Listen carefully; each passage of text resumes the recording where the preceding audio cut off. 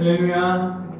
아멘. 2019년 11월 15일입니다. 15일, 14일인가요?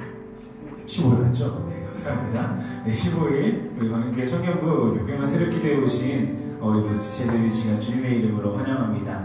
우리 앞뒤자매에 계신 우리 청년부 지체들과 이렇게 인사 나누겠습니다. 오늘도 새로운 날이 밝았습니다. 라고 인사하시죠. 네, 오늘도 새로운 날이 밝았습니다. 한 번 더 인사하실 때는 이렇게 인사하겠습니다. 하나님은 오늘도 찬양받기 합당하신 분이십니다. 라고 인사하실 거예요. 하나님 오늘도 찬양받기 합당하신 분이십니다. 아멘. 백배한 설교의 마지막 날 우리가 하나님을 올려드리면서 하나님을 이 시간 예배하는 그 시간이 그런 시작이 또 되었으면 좋겠습니다. 함께 찬양하며 나아가겠습니다.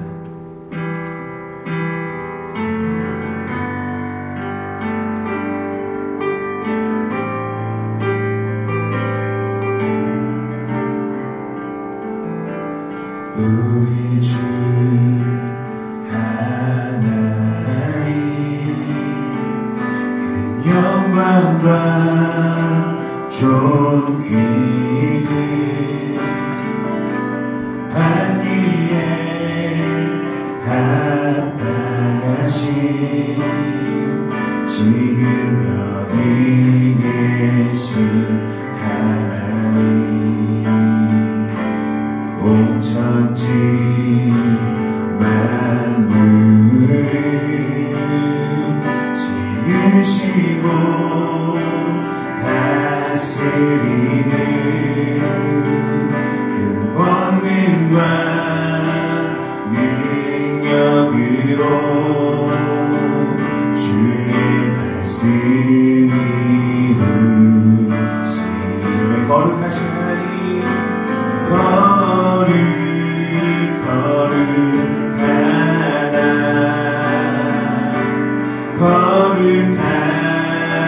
주 하나님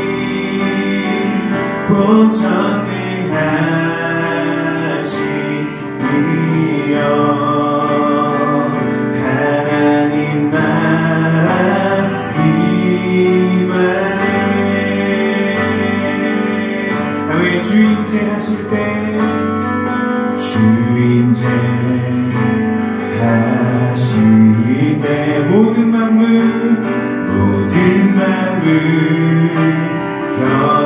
경배하리. 어둠 권세 물러가네. 주님 오셔서 다스리소서.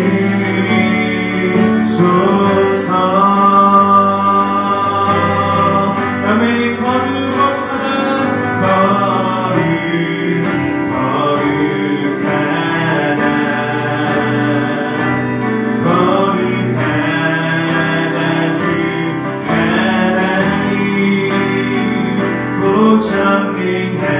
전능하신 이여 하나님 나라 임하네. 왜 주님은 어제도 계셨고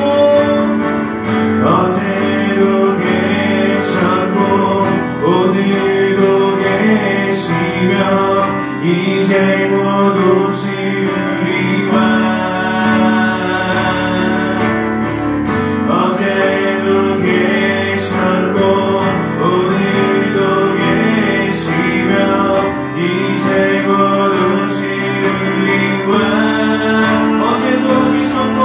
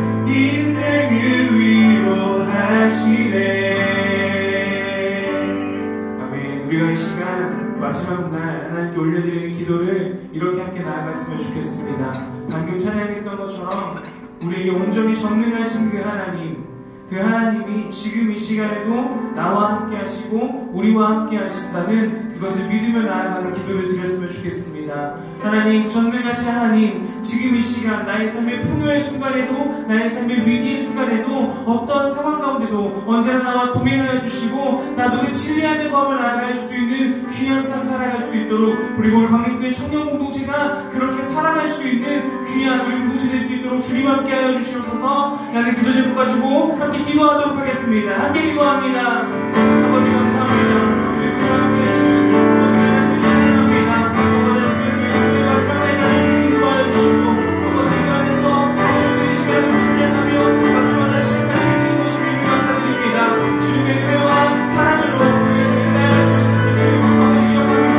여기까지 우리를 인도하신 하나님, 아버지 하나님의 은혜 가운데 아버지 우리의 삶을 인도하여 주셔서 아버지 어제도 계셨고 오늘도 함께 하시며 아버지 오시는 하나님을 언제나 우리가 불러드리며 그 하나님을 의지하며 아버지 보이진 않지만 영원히 우리 함께 가시며 앞서가며 길을 막으시며 가시는 그 하나님을 신뢰하며 온전한 신뢰의 길을 나아갈 수 있는 우리 모두의 삶이 될 수 있도록 주님 함께하여 주시옵소서. 하나님의 임재 가운데 아버지 우리를 불러주시고 아버지 그 안에서 주의 말씀을 들으며 아버지 주의 음성을 들으며 아버지 너무나 하나님을 따라가는 우리의 귀한 시간 가운데 아버지 성령으로 귀한 시간 될 수 있도록 성령으로 충만한 시간 될 수 있도록 아버지 우리와 함께 하시도록 동행하여 주시옵소서. 그리고 우리의 축복함을 나갑니다.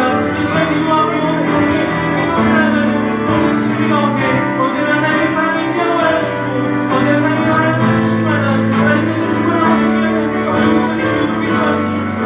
우리가 노래를 마무리하며 내내 정리하는 시간이 가집니다.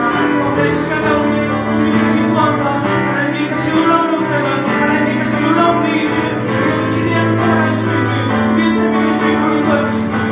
이제 말씀을 드리고 나아갑니다. 그 말씀을 드리며 나를 위한 시간 가운데 아버지 하나님 더욱더 아버지 우리의 그 말씀을 충만하게 채우사 이 삶의 주님으로 이 말씀을 가운데 아버지 더욱더 우리가 아버지 하나님 생으로 돌아갈 수 있는 귀한 시간으로 될 수 있도록 주님이 인도하여 주시옵소서.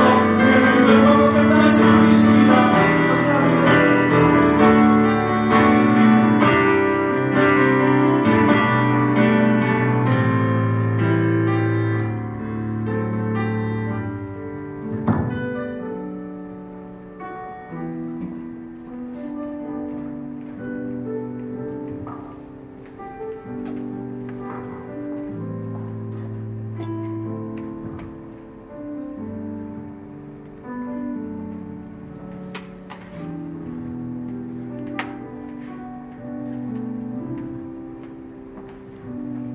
참 좋으신 하나님, 지난밤도 평안히 안식하게 하시고 오늘 이 새벽 우리에게 새날을 허락해 주시니 감사합니다.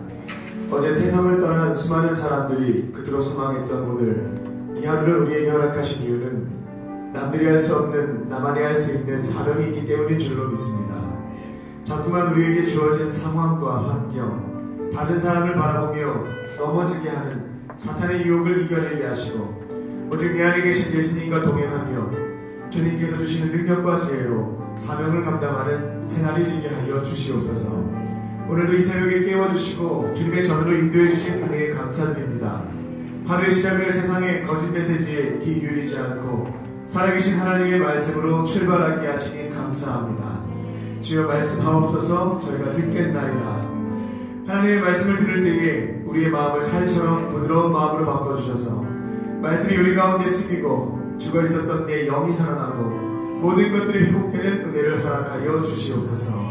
무엇보다 이 말씀을 기록한 성경의 기자에게 부으셨던 영감을 동일하게 이 종에게도 부어주셔서 하나님의 심정만을 대언하는 시간이 되게 하여 주옵소서. 그리하여 말씀을 전하는 이나 듣는 이 모두 말씀 앞에 교훈과 책망과 바르게 함과 의로 교육하기 유익하여 구원에 이르는 지혜를 얻게 하여 주옵소서. 모든 시험을 성령 하나님께 의탁하고 감사하며 예수님의 이름으로 기도합니다. 아멘. 오늘 우리에게 주시는 하나님의 말씀은 역대상 14장 1절부터 17절까지의 말씀입니다. 구약성경 역대상 14장 1절부터 17절까지의 말씀입니다.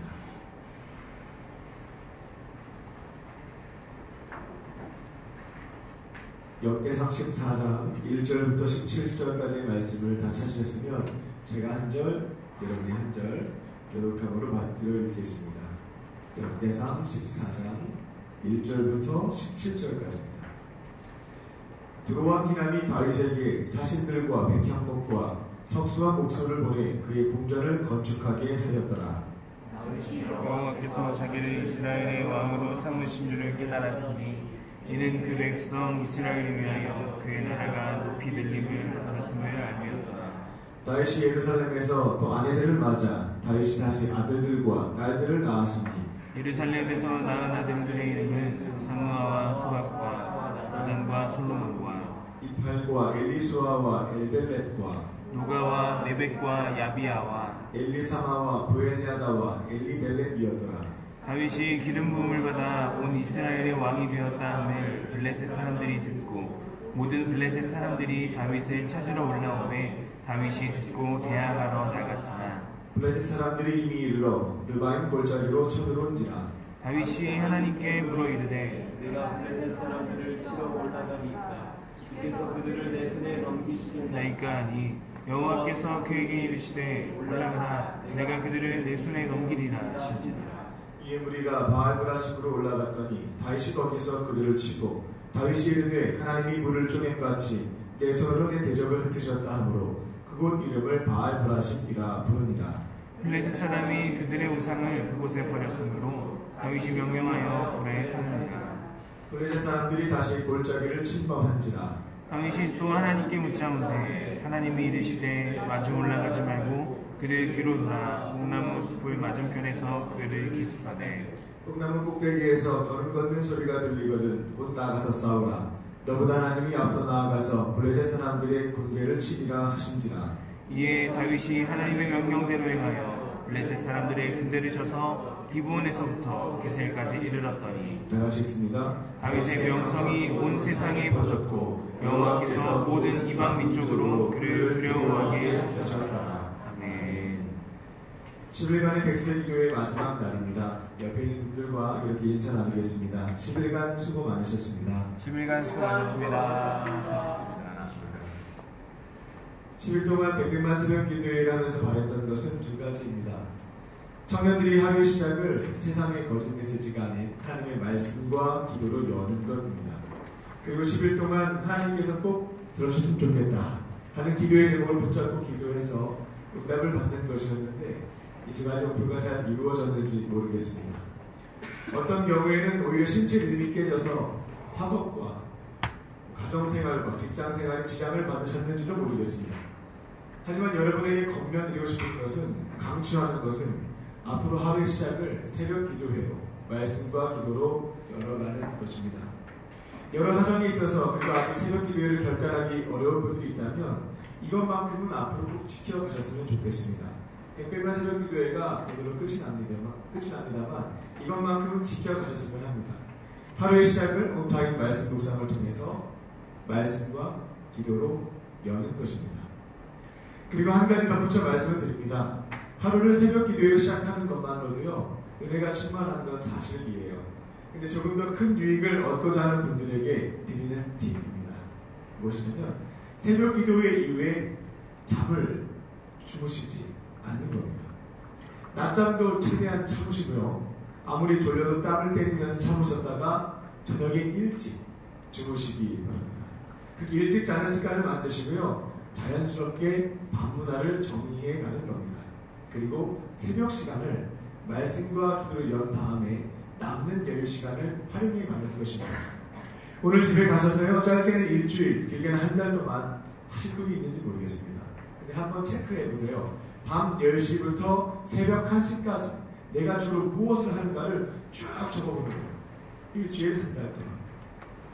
이미 경험하셨겠습니다만 밤 문화에는 유혹이 참 많습니다. 야식도 유혹하고요. 술도 유혹하고요. 향락의 유혹도 있습니다. 음란의 유혹도 있고요. 그리고 그 시간에 깨어있다는 것이 주변 사람들에게 조금씩 인지가 되기 시작하면 연락들이 굉장히 많이 오게 됩니다. 제가 지금 10몇 년 세월을 이제 일찍 잠을 자니까요. 주변 사람들이 다 알거든요. 그 시간에 연락하는 사람이 저는 한 명도 없습니다.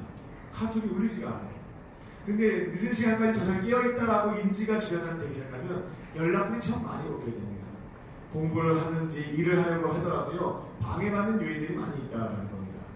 그런데 새벽에 5시에 새벽 기도를 드리고요, 6시부터 9시까지 이 3시간은 웬만해서 사람들이 건들진 않습니다. 그래서 활용하기 참 좋은 시간이 된다는 겁니다. 저는 그 6시부터 9시까지의 3시간을 활용한 지 10년이 조금 넘었습니다. 하루에 3시간씩 10년이면 제가 계속 들어보니까 이게 일반 시간이더라고요. 하루에 3시간씩 10년. 저는 그 3시간을 성경 읽고 연구하고 묵상하는 시간으로 활용해 왔습니다. 처음에는 몰랐는데요. 1년, 2년, 3년, 5년, 10년 지나니까요. 은혜가 있었어요. 뭐냐면 유익이 있었어요. 제 동기 목사님들과 처음에는 큰 차이가 없었는데 제가 그 3시간을 제 전문 분야죠. 성경에 대한 것들을 읽고 연구하고 묵상하다 보니까 조금씩 성경에 대한 이해와 깊이가 차이가 발생하기 시작했습니다. 그러니까 어느 시점이 되니까 성경에 대해서 이해할 수 있는 부분, 간통할 수 있는 부분이 생겨났고요. 그게 되니까 하나님이 집회나 어떤 모임 같은 데서 강사로 이렇게 쓰시는 경우들이 생겨났어요. 9년 동안 한 번도 제가 집회에 초청받은 적이 없습니다. 어린이들, 청소년들, 청년들, 어떤 모임에서 단 한 번도 저 친구들과 선배들이 그렇게 많은데 저를 부른 사람이 한 명도 없었거든요. 근데 10년 차가 되었을 때 좀 일반 시간이 뭔가 좀 일리가 있나 봐요. 어떻게 그 정도 채워졌을 때 각종 집회와 모임에서 복음을 전하고 성경을 가르치고 묵상을 가르치는 것들, 집회의 강사 초청받기 시작했어요. 9년 전까지는 한 번도 없다가 10년 차 된 다음부터 한 8차례 있었어요. 1년 동안 쭉 하나님께서 쓰시더라고요. 아침 6시부터 9시까지 이 3시간의 장점은요, 정말 어느 누구도 잘 건들지 않는다는 점이 있습니다. 아침형 인간이 대한민국에 이렇게 많지 않기 때문에 그런 점도 있습니다. 그래서 아침 시간에 방해받지 않다 보니 집중해서 무엇인가 할 수가 있었고요. 6시부터 9시까지에는 먹을 것에 대한 유혹, 술의 유혹, 향락의 유혹, 음란의 유혹이 없다고는 할 수는 없겠지만 거의 존재하지 않습니다. 그래서 저는 이곳에 계신 분들에게 권면합니다. 하루의 시작을요, 새벽 기도회를 여시기 바랍니다. 말씀과 기도로 여는 것입니다. 그리고 그 위에 3시간, 이때 주무시면 안 돼요. 요거를 잘 활용해 보시기 바랍니다. 이곳에 계신 분들 중에 몇 분이 실천 가능하실지 모르겠습니다만 성령님께서 좀 감동을 주시는 분이 있다면 한 10년만 좀 하셨으면 좋겠어요. 10일 기도회 말고요. 한 10년 정도는 새벽 기도회를 하면서 이 3시간을 활용해 보는 거죠. 일반 시간 채워보는 겁니다. 그래가지고 이 자리에 계신 분들 중에 제가 10년 정도 해보니까 이런 은혜와 이런 유익이 있었습니다 라는 것을 여러분들 통해서 2019년인가요? 2029년쯤에는 좀 들었으면 좋겠습니다. 제가 얘기하는 것이 아니라 여기 10년 동안 하신 분 계시니까 이걸 통해서 은혜도 나누고 우리 한번 유익도 들어봅시다. 간증 한번 들어봅시다 하는 일들이 시작되었으면 합니다. 여러분들 중에 그와 같은 새벽 기도의 전도서가 나오기를 주님의 이름으로 축원합니다. 아멘. 아멘 하신 분들 제가 목소리 기억하겠습니다. 자, 어제 말씀인 역대상 14장에서 다윗은 하나님의 인재를 상징하는 언약궤를 예루살렘에 안치하려고 하는 중대한 조치를 취합니다. 하나님께서는 이를 굉장히 귀하게 여기셨고요. 다윗에게 은혜를 베풀어 주십니다. 역대상 13장 14절을 보게 되면 오벳에돔의 집에 하나님께서 은혜를 베푸신 것이 기록되어 있는데요. 읽어보겠습니다. 하나님의 궤가 오벳에돔의 집에서 그 권속과 함께 석 달을 있으리라. 여호와께서 오벳에돔의 집과 그 모든 소유에 복을 내리셨더라. 언약궤가 3개월 동안 머문 오벳에돔의 집에 하나님께서 복을 내리셨습니다. 그 문제 언약궤를 운반하고 그 언약궤를 영원히 안치할 성전을 지을 계획을 세운 다윗에게 하나님께서는 더 큰 복을 내리시겠죠. 3개월 머문 집에 이렇게 복을 주셨는데요. 그래서 오늘 본문에는 하나님께서 그 다윗에게 주신 복이 3가지로 기록되어 있습니다. 첫째는 두로왕 히람으로부터 하여금 다윗에게 백향목, 석술, 목술을 보내서 다윗의 궁전을 짓게 해주십니다. 두 번째는 다윗이 예루살렘에서 처와 첩을 더 취하게 되고 많은 아들들을 낳게 된 부분입니다. 셋째는 블레셋과의 전투에서 2번에 걸쳐서 승리를 거두게 하신 점입니다. 오늘 본문의 제목은요, 오늘 설교 제목은 하나님의 마음에 합한 사람 다윗입니다. 하나님의 마음에 합한 사람 다윗입니다. 우리가 잘 쓰는 말 중에 야, 너 참 마음에 든다. 너 나랑 참 잘 맞는다 라는 표현이 있는데요. 마음에 합한 사람이라고 하면 좀 어렵잖아요. 간단한 거예요. 하나님이 다윗 너 참 마음에 든다.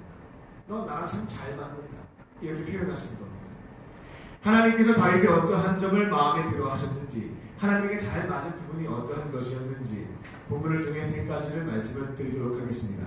그리고 여러분도 말씀을 듣고 실천하시는 중에 야, 너 참 마음에 든다, 하나님의 마음에 꼭 합한 사람 되시기를 주님의 이름으로 축원합니다. 아멘. 하나님의 마음에 합한 사람의 첫 번째 특징은 하나님의 은혜를 기억하며 살아갑니다. 하나님의 은혜를 까먹지 않고요, 기억하며 살아갑니다. 역대상 14장 2절 말씀을 함께 읽겠습니다. 14장 2절입니다. 다윗이 여호와께서 자기를 이스라엘의 왕으로 삼으신 줄을 깨달았으니 이는 그의 백성 이스라엘을 위하여 그의 나라가 높이 들림을 받았음을 알미었더라. 아멘. 오늘 본문에서 다윗은 헤브론에서 예루살렘으로 수도를 옮긴 뒤에 새로운 왕궁을 짓고자 했습니다. 근데 문제가 생겼죠. 노동력, 자재, 기술력이 없었습니다. 그리고 제 아무리 다윗이라 할지라도, 그리고 12개 지파의 통일 왕국의 왕으로 등극했다 할지라도요, 집권 초기부터 세금 걷고 왕궁 짓겠다고 사람들 노동력을 쓰게 되면 민심을 잃을 수밖에 없는 상황이었습니다. 그러니까 다윗 입장에서 왕궁을 짓긴 수도를 이전했거든요. 헤브론에서 예루살렘. 수도를 짓긴 지어야 되겠는데, 왕궁을 지어야 되겠는데, 그래서 어떻게 해야 되겠는가 고민되는 시점이었다라는 겁니다. 그럼 다윗에게 놀라운 은혜의 사건이 발생한 겁니다. 두로의 왕이었던 히람이 다윗에게 심부름꾼과 백향목과 목수와 석공들을 보내줘갖고 다윗에게 왕궁을 지어준 겁니다. 선물로 왕궁을 지어준 거예요. 역대상 14장 1절 말씀을 함께 읽겠습니다. 두로왕 히람이 다윗에게 사신들과 백향목과 석수와 목수를 보내 그의 궁전을 건축하게 하였다. 아멘. 예상하지 못했던 일이 발생한 겁니다. 하나님이 이처럼 다윗에게 큰 은혜를 베풀어 주셨습니다.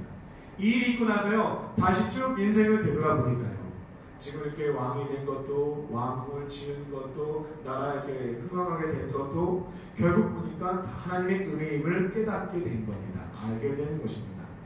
이처럼 하나님의 마음에 꼭 드는 사람들, 참 너 나랑 잘 맞는다 하는 사람들의 첫 번째 특징은 하나님의 은혜를 잊지 않고요, 기억하며 살아가는 것입니다. 사실 다윗의 인생사를 보게 되면 하나님의 은혜가 아니었으면 이렇게 될 수가 없었습니다. 다윗은 왕족이 아니었습니다. 이스라엘 촌동네 베들레헴 출신이었고요. 저도 강원도 사람이니까 이 발언이 가능할 거라고 저는 봐요. 또 강원도 촌동네 출신이었어요. 전국 8도 중에 가장 발전이 안 된 도시 중 하나죠.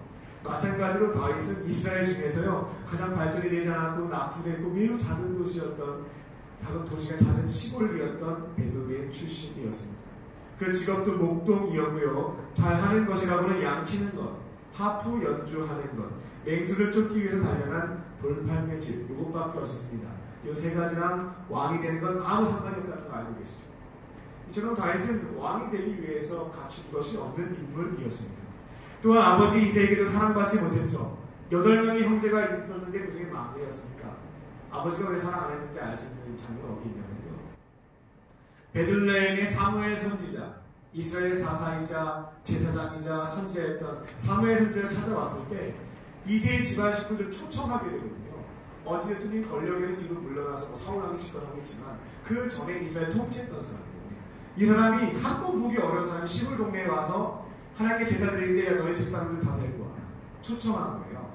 아버지라면 아들들 다 데리고 와야죠. 얼굴도 좀 찍어야죠. 내 아들 이름 한 번이라도 불리게 해야죠. 그 사람한테. 근데 재밌는 장면은 이새는 7명만 데리고 갑니다. 막내 다윗은 양측에 내버려 둡니다. 아버지가 특별하게 생각하지 않았던 막내 아들이 다윗이었다라는 겁니다. 이처럼 시골에 별 볼 일 없는 집안에 양이나 치는 목동, 아버지에게도 특별한 사랑을 받지 않았던 8명 중에 가장 못났던 아들, 이게 다윗이었습니다만 하나님께서는 그 다윗을 왕으로 세우셔서 귀하게 사용하셨죠. 은혜였습니다. 그리고 다윗이 가만히 인생을 되돌아보면요, 참 진짜 놀라운 하나님의 은혜의 사건들이 연속이었습니다. 자기는 그냥 양치는 하프 연주했는데 열심히 하프 연주했던 거죠. 이게 소문이 나서 나중에 사울왕이 미치게 되잖아요. 그때 신하들이 왕이시오, 음악 치료 받으십시오. 음악을 들으면서 마음 안정을 취하는 게 낫겠습니다. 그때 이제 사람들한테 추천해라. 그러면 베들레헴 목동 중에 저기 용모도 좋고 용기도 있고 하나님께서 사랑하는 자가 하나 있는데 연주를 끝내주게 잘합니다. 라고 해서 다윗이 그냥 시골동에서 하프 연주했던 그 친구가 공무원이 돼서 왕 근처에서 악기 연주하는 사람이 되거든요. 이게 그러니까 하나님께서 역사하시지 않으면 이 시골에서 악기 연주하는 게 왕 옆에서 연주하는 공무원이 되는 것, 연결될 수가 없는 거예요. 들어보면 하나님의 은혜였다. 돌팔매일도요, 저기 골리앗과 싸우려고 연습했던 게 아니에요. 왕 되려고 뭐 전투 기술을 돌팔매를 준비했던 게 아닙니다. 용맹한 군사가 되기 위해서 했던 것도 아니에요. 양 지키려고 했던 것밖에 없는데, 근데 하나님이 이거를 골리앗과 싸우게 쓰셨고, 사실 여러분 이거 돌팔매 주는 거 거의 그 중간 때리다는 게 뭐 말이나 되겠습니까? 하나님이 도우셨으니까 가능한 거죠. 가능하더라고요. 돌팔매 수밖에 내가 한 게 없는데 내가 적군의 어떤 장군을 쓰러뜨리고 내가 왕국의 지휘관이 됩니다. 참 놀라운 하나님의 은혜였다. 10년간 도피 생활할 때 죽을 수밖에 없었는데 하나님 도우셔서 무슨 부지예요. 그러다 결국 유다 지파의 왕이 돼요. 자기가 되려고 한 게 아니거든요. 사울 왕이랑 그 아들 다 죽는 바람에 왕이 없어요. 그 유다 지파에서 바위 왕 되십시오 해서 왕이 됐어요. 그 처음에 7년 6개월 동안 유다 지파만 다스렸습니다. 통일 왕 되려고요. 11개 지파의 왕이었던 사람 제거하고 왕 된 게 아니에요. 가만히 유다 지파만 다스렸어요. 그럴 때만 11개 지파의 사람들이 무비보셋이었죠. 이스보셋인가요? 11개 지파의 왕이었던 사울의 아들 죽이고요. 저희를 통치해달라고 통일 왕국에서 다스려달라고 얘기해서 왕 됐거든요. 그러니까 다시 가만히 되돌아보니까 모든 것이요 하나님의 은혜인 거예요. 내가 한 번은 조금밖에 없는 거예요. 근데 많은 사람들이 착각합니다. 내가 잘해서 이런 성과를 얻었다. 우리도 마찬가지인데 가만히 되돌아보니까 내가 한 번 이만큼밖에 없죠. 다 하나님의 은혜였던 것. 예, 그것을 기억했기에 다윗은 하나님 마음에 쏙 드는 사람이었다라는 겁니다. 묻겠습니다. 그렇다면 여러분은 하나님에게 받은 은혜가 무엇이 있습니까? 저희들도 그 잊지 말고 살아야 돼요. 하나님께서 주신 은혜를 기억하며 살아가는 사람이 하나님 마음에 합한 사람입니다. 그렇기에 우리도 받은 은혜를 까먹지 말고 기억하며 살아가야겠습니다. 저는 이 은혜를 잊지 않으려고 4개의 단어로 정리해서 묵상한다고 말씀을 드렸는데요. 기억하실까요? 생명, 구원, 동행, 영생입니다. 저는 이 4가지 은혜, 하나님이 저에게 주신 4가지 은혜 잊지 않고 살아가려고요. 그 단어를 정리해서 아침마다 묵상하면서 합니다. 돌아오는 주일이 추수감사절입니다. 그때 성찬식이 있는데요. 오랜만에 성찬에 참여하게 될 겁니다. 사실 성찬의 자리가 하나님이 우리에게 주신 은혜를 기억하게 하는 자리, 또다시 경험하게 하는 자리입니다. 그래서 하나님이 나한테 해줄 게 뭐가 있어? 하시는 분들은 돌아오는 주일날 성찬에 꼭 참여하셔서요. 삼위일체 하나님이 우리에게 주신 은혜를 다시 한번 기억하고 경험하셨으면 좋겠습니다. 성찬에는요, 자기 생명보다 더 소중한 사랑하는 독생자 예수 그리스도를 보내주신 하나님의 사랑을, 우리를 죄로부터 구원하시기 위해서, 영원한 생명을 주시기 위해서 십자가에서 피 흘려 죽으신, 살이 찢겨 죽으신 예수님의 은혜를, 그리고 이 시간 함께 하시며 성찬을 통해서 날마다 은혜를 베풀어 주시는 성령님의 임재를 기억하고 경험할 수 있습니다. 기억하고 경험할 수 있습니다. 이번 돌아오는 주일에요, 성찬에 참여하시고요, 예배에 참여하시므로 삼위일체 하나님께서 우리에게 베풀어 주신 그 은혜를 다시 한번 기억하고 경험하시길 바랍니다. 날마다 주님의 은혜를 기억하며 살아감으로 하나님 마음에 쏙 드는, 하나님 마음에 합한 자 되시기를 주님의 이름으로 축원합니다. 아멘. 하나님의 마음에 합한 사람은 두 번째로 매 순간 질문을 던지며 살아갑니다. 매 순간 질문을 던지며 살아갑니다. 우리 8절 말씀을 함께 읽겠습니다. 8절입니다. 시작.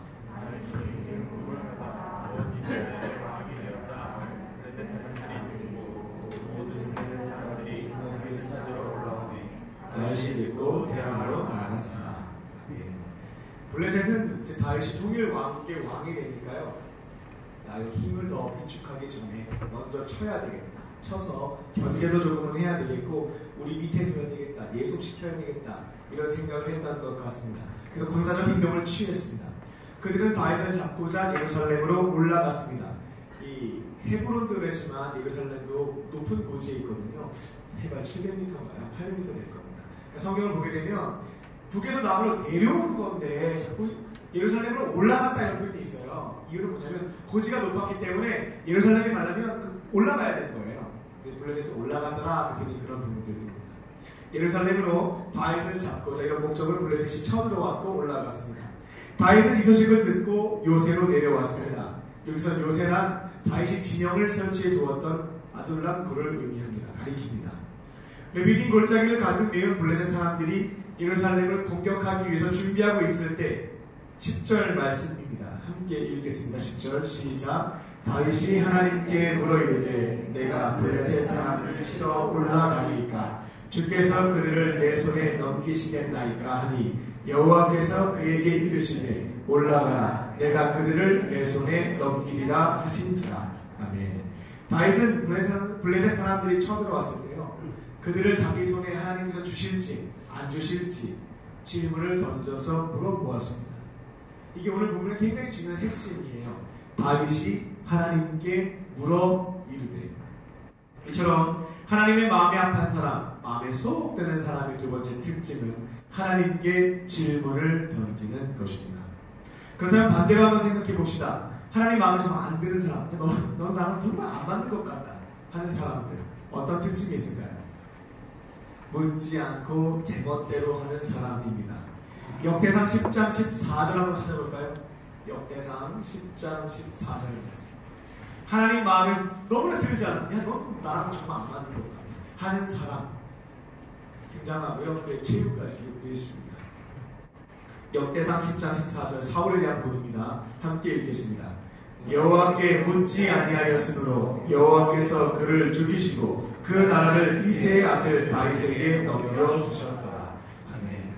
역대상을 기록한 에스라 선지자는 이 점을 정확하게 알고 있었습니다.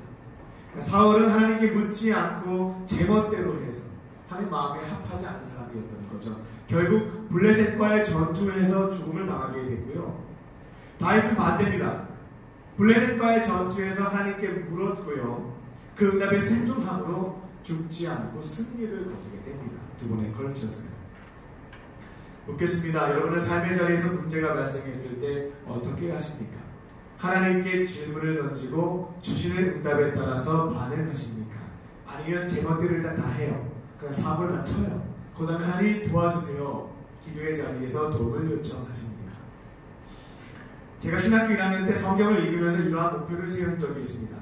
성경이 66권, 1189장, 31,173절로 이루어져 있는데요. 내가 성경을 다 읽고 연구하고 묵상하고 실천해서 내가 나중에 목사가 되게 되면 읽고 연구하고 묵상한 것만 얘기하지 않고 그 해당 구절을 내가 살아봤더니 이렇더라 내 삶까지 얘기 꼭 해야지 하는 목표였습니다.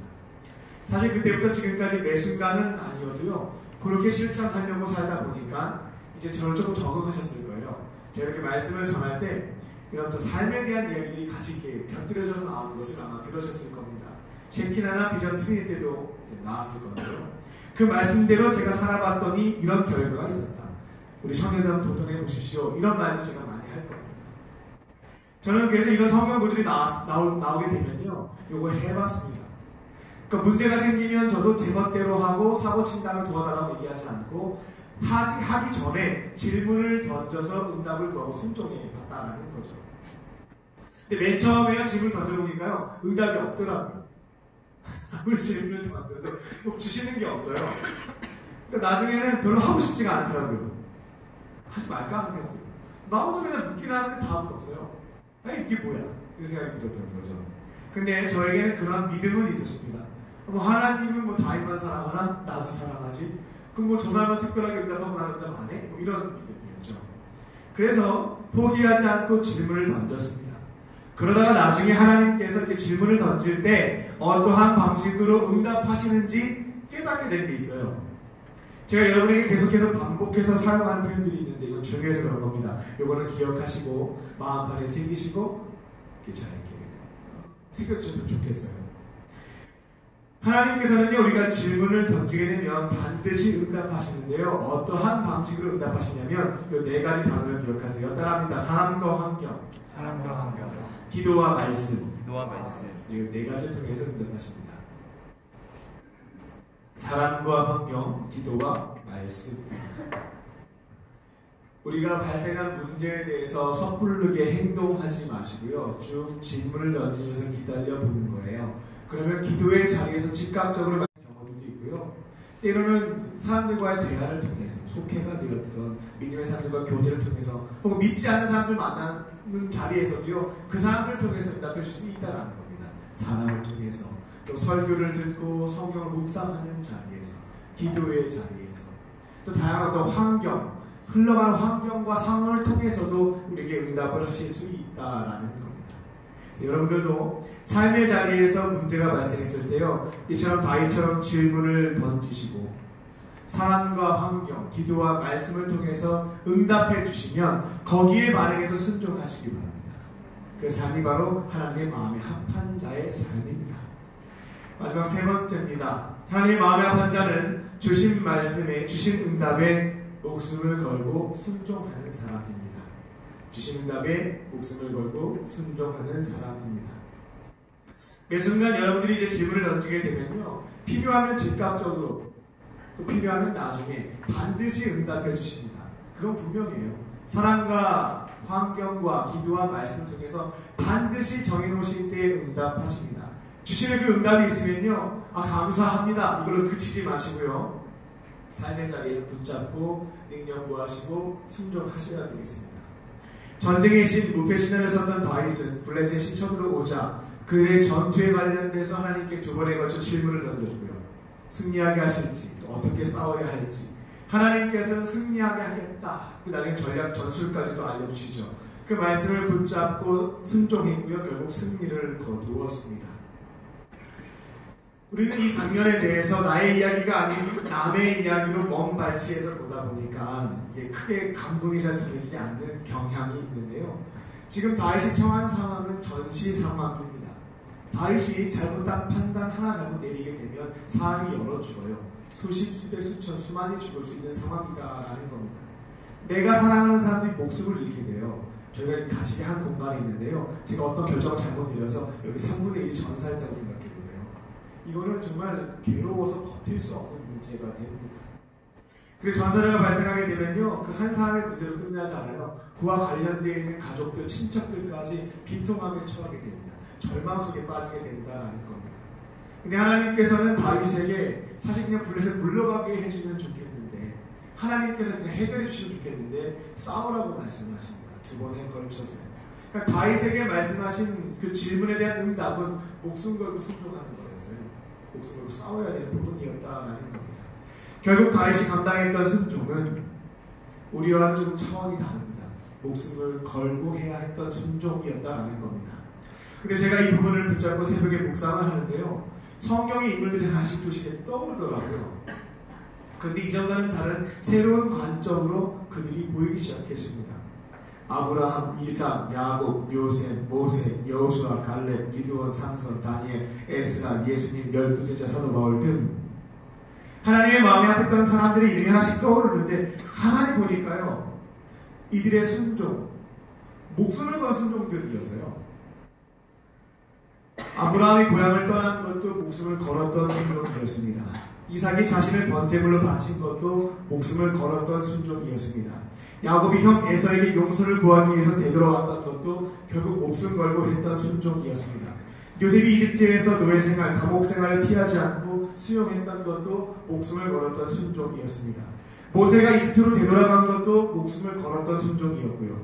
여호수아, 갈렙이 여리고 성전투, 아이 성전투, 그리고 5년간 전국전쟁을 합니다. 목숨을 건 순종이었습니다.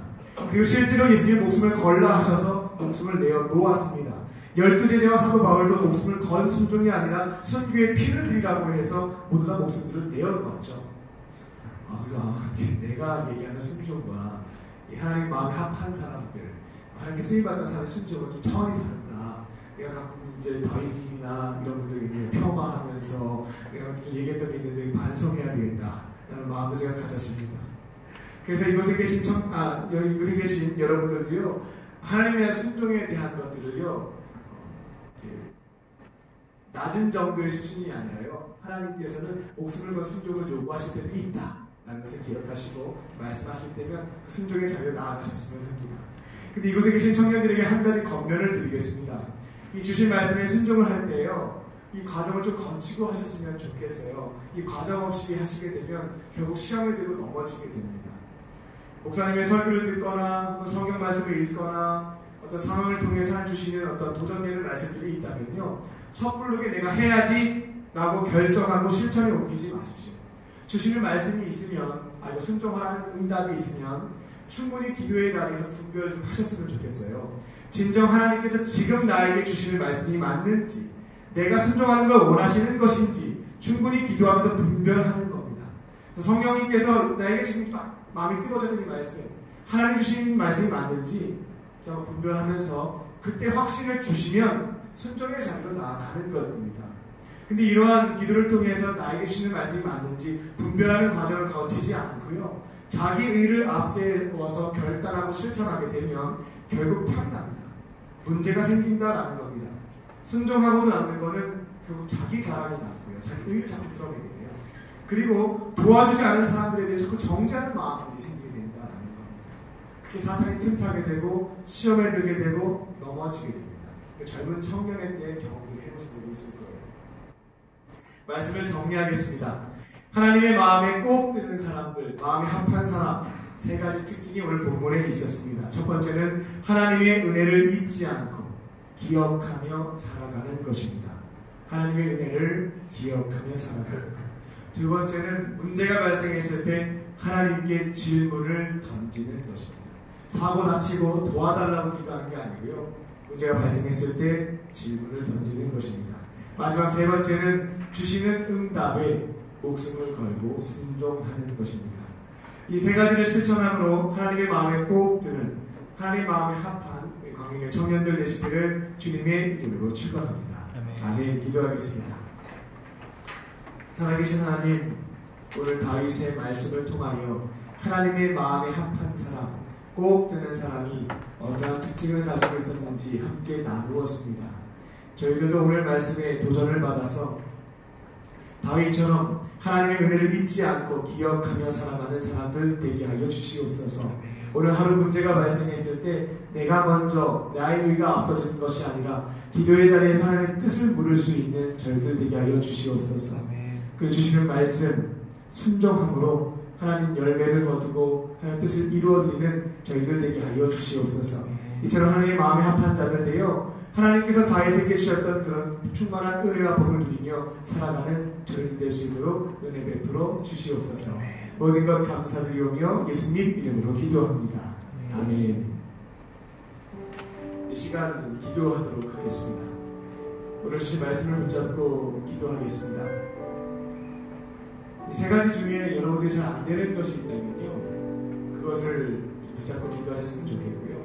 또 기도의 자리에서 간구하다 보면 성령님께서 이거 꼭 붙잡고 살아라 주시는 마음이 있거든요. 그것 가지고 기도하셨으면 좋겠습니다. 오늘 말씀 기억하시면서 주여 한번 크게 부르시고요, 통성으로 기도하겠습니다. 주여! 살아계신 아버지 하나님, 저희들 하나님 마음이 꼭 드는 하나님 마음이 합한 사람들 되기를 원합니다. 하나님, 저희들 주님께서 기뻐하시는 자, 마음에 쏙 드는 사람들 되기를 원합니다. 하나님, 구원받은 사람들로서 대충 살다가 주님 받는 것 원하지 않습니다. 구원받은 하나님의 자녀로서 하나님 마음에 꼭 들며 하나님께서 원하시는 일들 감당해 드리며 살다가 주님 품에 돌아가서 저희가 칭찬받는 주님의 자녀들 되기를 원합니다. 하나님, 오늘 말씀을 통해서 하나님의 마음에 합한 자의 세 가지 삶의 자세를 보았습니다. 저희들도 그렇게 살기를 원합니다. 성령 하나님 삶의 자리에서 생각나게 하여 주시고 생각나게 하실 때는 실천할 수 있는 저희들 되게 하여 주시옵소서. 아버지 하나님, 저희들 삶의 자리에서 불평불만이 많을 때가 많습니다. 아버지 하나님, 마지막에 다윗처럼 하나님께서 주신 은혜를 기억하며 감사의 고백드리며 살아가는 저희들 되기를 원합니다. 하나님, 지금의 나된 것은 하나님의 모든 은혜였음을 저희들 기억하며 감사와 찬양의 고백을 주 앞에 드리며 살아갈 수 있는 청년들, 또 저희 제가 될 수 있도록 은혜를 베풀어 주시옵소서. 오늘 하루의 삶을 시작하고 다음에 살아갈 때에 하나님의 은혜들을 기억하게 도와주시고 감사한 마음으로 하루의 삶을 열어가고 살아갈 수 있는 저희들 되게 하여 주시옵소서. 아버지 하나님, 오늘 하루의 삶을 살아갈 때 여러 문제가 발생할 수 있습니다. 하나님, 그때 내가 먼저 어떻게 해보려고 해서 망치지 않게 알려주시고 다윗처럼 질문을 먼저 주 앞에 드릴 수 있게 알려주시옵소서. 하나님, 어떻게 하는 것이 좋겠습니까? 하나님 있겠습니까? 주 앞에 질문을 던질 때에 하나님 사랑과 환경과 기도와 말씀을 통해서 응답하여 주시옵소서. 하나님께서 내가 생각한 대로 내가 말한 대로 하지 않고 질문을 던진 자리에서 하나님 주신 응답을 가지고 저희들 반응하고 순종할 수 있는 하루의 삶이 될 수 있도록 은혜 베풀어 주시옵소서. 하나님 질문을 던질 때에 하나님 특별한 응답이 즉각적으로 이루어지지 않는다 하여 실망하지 않게 하여 주시고 끝까지 붙잡게 하여 주셔서 하나님께서 반드시 응답해 주시는 것을 경험할 수 있게 하여 주시고 하나님 응답을 주시는 그때에 순종하게 하여 주셔서 이 문제를 하나님의 은혜 가운데 풀어갈 수 있는 청년들 되게 하여 주시옵소서. 아버지 하나님 주시는 말씀이 있을 때면 저를 피하지 않고 순종할 수 있기를 원합니다. 하나님께서 사랑하셨던 위대한 하나님의 인물을 가만히 보니까 목숨을 건 순종들을 감당했던 사람들입니다. 하나님 저희의 순종의 무기가 너무나 무겁다고 불평했던 것이 조금 부끄럽게 느껴지는 순간이었습니다. 하나님 저에게 말씀하시는 것 아버지 하나님 감사하는 마음으로 내가 이 감당할 수 있게 주신 자의 믿음을 가지고 아버지 하나님 감사하는 마음으로 순종할 수 있는 저희의 삶이 될 수 있도록 도와주시옵소서. 질문을 던지게 하여 주시고 말씀하실 때면 주의 능력을 구하면서 삶의 자리에서 순종함으로 열매를 거둘 수 있는 우리 저와 청년들 될 수 있도록 성령 하나님 은혜 베풀어 주시옵소서. 주님께 사랑해 주시기 원합니다. 이와 같은 은혜가 있기를 원합니다. 두 번째 기도 제목입니다. 우리 나라와 민족을 위해서 강력의 재단과 우리 청년부를 위해서 여러분 개인이 가지고 계신 기도의 제목과 중보의 제목들을 가지고 기도하셨으면 좋겠습니다. 특별히 또 병중에 있는 우리 형제 자매들이 있습니다. 그들을 위해서도 기도해 주시기 바랍니다. 이제 통성으로 자유롭게 기도하시고요. 기도가 끝나시면 세미나 일실에 천천히 간단하게 준비되어 있습니다. 식사하시고 가시기 바랍니다. 주여 한번 크게 외치시고 우리 개인의 제목과 우리 중보의 제목 가지고 우리 통성으로 기도하겠습니다. 주여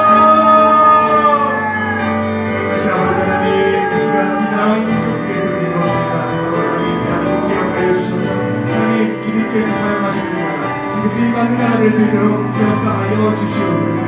하나님 저희 나라가 전세계 침통을 받았던 동방의 예루살렘 하나님 제사는 나라였습니다. 아버지 하나님 그렇게 쓰임받았던 나라였는데 어느 한순간부터 하나님의 빛이 사라지고 어둠의 영웅만 나라가 되고 말았습니다. 하나님 교회가 무너져가고 있고 교회에서 이상의 흔적을 찾기 어려워지고 있고 하나님 많은 기독교인들이 질타하는 질타를 받는 모습들로 전락하고 있습니다. 아버지 하나님 다시 한번 우리나라의 부흥을 허락하여 주시옵소서. 하나님 다시 한번 주의 제사장 나라로서 동방의 예루살렘으로 회복될 수 있도록 아버지 하나님에게 들어주시옵소서. 하나님 저희 나라가 이렇게 회복되어서 함께 수임받는 대한민국 되기를 원합니다. 하나님 저희들 믿는 사람들부터 먼저 깨어있게 하여 주시고 회개하게 하여 주셔서 하나님 저희들 먼저 하나님의 나라로서 회복될 수 있게 하여 주시옵소서. 하나님 주의 빛을 비출 수 있는 아버지 그런 사람들로 회복될 수 있게 하여 주시옵소서. 나의 삶에서 내 것들을 하지 않게 도와주시고 믿게 신주님을 지하면서 주의 통치 속에서 살아갈 수 있는 청년들이 되게 하여 주시옵소서. 그 하나님의 나라를 나의 삶에서 먼저 이루어가게 하여 주시고 그 하나님의 나라를 나의 가정에서 나의 일터에서 나의 삶의 자리에서 교회에서 하나님 함께 나갈 수 있는 저희들 청년들이 되게 하여 주시옵소서. 그 사명 감당케 하여 주시옵소서. 하나님 그 하나님의 나라가 날마다 조금씩 함께 되어지게 도와주셔서 먼저 나가게 하여 주셔서 하나님 우리나라가 하나님 통치하신 나라가 되게 하여 주시옵소서. 하나님 그렇게 쓰임받는 세상 나라를 도와주셔서 하나님 전 세계에 미치는 자들에게 복음을 신고하고 하나님 그 가까운데도 어둠의 영이 아닌 하나님의 영이 임하고 어둠이 아닌 하나님께 세상에 빛을 비춰주는 그렇게 쓰임받는 대한민국 되게 하여 주시옵소서. 아버지 하나님 북한에 하나님을 믿는 아버지 지하교회 교인들이 있습니다. 하나님 통일을 기도하고 있고 그 가까운 나라가 이루어지기를 간절히 소원하고 있습니다. 어떻게 전체사람으로 공사주의 사람이 무너지고 속히 아버지 하나님 남에게 하나님의 것을 받은 마음을 기도하는 주의 사람들이 있습니다. 아버지 하나님 주님 은혜를 기다립니다.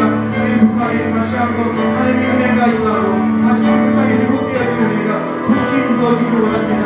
하나님하고 목소리를 들리는 이들 아버지 하나님 불쌍히 여겨주시고 그 땅을 불쌍히 여겨주시고 그들이 여겨주셔서 땅과 함께 하나 되어 다시 한번 하나님의 나라를 회복될 수 있는 은혜를 허락하여 주시옵소서. 아버지 하나님 광야의 재단과 우리 청년들을 수리교합니다. 특별한 뜻이 있으셔서 이 교회와 우리 청년들을 세우셨습니다. 아버지 하나님이 우리를 이 땅 가운데 이 교회에 부르신 그 이유를 찾게 하여 주시고 각자의 자리에서 주신 비전을 가지고 감당할 수 있는 우리 청년들로 은혜를 베풀어 주시옵소서. 살아갈 수 있게 하여 주시옵소서. 행하기 원하시는지 우리를 구하게 하여 주시고 우리의 열정과 은사를 가지고 합력하여서 이루어질 수 있는 우리 청년들 여러분들에게 불러주시옵소서. 아버지의 사랑 청년들 우리 자리에서 각자의 예의 성을 가지고 주를 간구합니다. 신과 주 앞에 구해놓은 것을 믿습니다. 아버지 하나님 강구했던 모든 것들 하나님 응답되어 내려가여 주시옵소서. 신과 주 앞에 구했던 것 살아계신 하나님께서 들어주시고 아버지 이들에게 욕심으로 구한 것이 아니라면 응답하여 주셔서 살아계신 하나님 이를 응답하시는 하나님 은혜를 경험할 수 있게 하여 주시옵소서. 하나님이 써있는 자리가 되기를 원합니다. 오늘 다시 한번 주 앞에 마음의 소원을 간구합니다. 주님의 새롭기를 주 앞에 드립니다. 하나님 기억하여 주사 들어주시고 우리의 자리에서 응답하여 주시옵소서. 아버지는 병중에 있는 자매들을 기도합니다. 하나님 주님께서 진리하여 주시고 성령께서 얻어가며 주셔서 하나님의 모든 아픈 질병이 떠나가게 하여 주시고 모든 감각 기초 안에서 회복될 수 있는 은혜를 허락하여 주시옵소서. 아버지 정신적으로 영적으로 질병이 걸린 자들도 있습니다. 하나님 그 가운데도 성령께서 역사하여 주셔서 깨끗하게 치유받게 하여 주시고 건강하게 찾도록 역사하여 주시옵소서. 아버지 하나님 하루의 삶 조합하는 기분을 나아갑니다.